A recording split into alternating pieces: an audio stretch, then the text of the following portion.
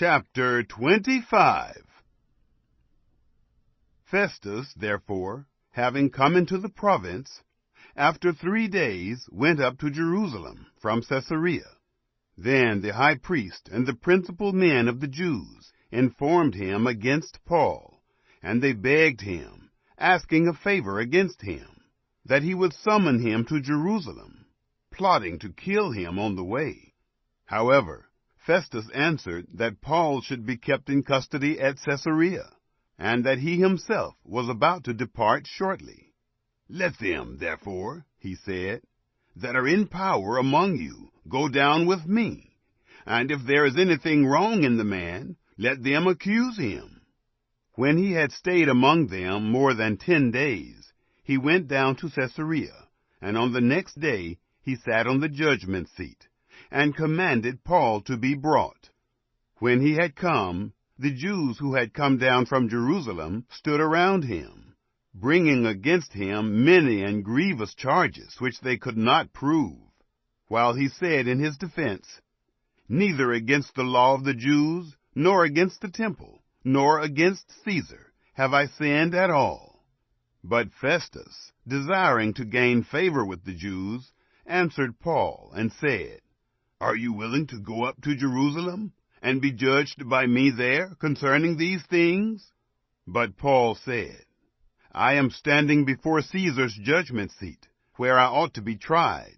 I have done no wrong to the Jews, as you also know very well. For if I have done wrong and have committed anything worthy of death, I don't refuse to die. But if none of those things is true that they accuse me of, no one can give me up to them. I appeal to Caesar." Then Festus, when he had conferred with the council, answered, "You have appealed to Caesar. To Caesar you shall go." Now when some days had passed, King Agrippa and Bernice arrived at Caesarea and greeted Festus. As he stayed there many days, Festus laid Paul's case before the king, saying, "There is a certain man left a prisoner by Felix, about whom, when I was at Jerusalem, the chief priests and the elders of the Jews informed me, asking for a sentence against him.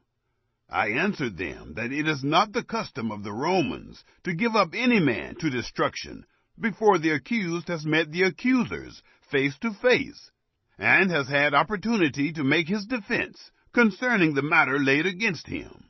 When, therefore, they had come together here, I didn't delay, but on the next day sat on the judgment seat and commanded the man to be brought.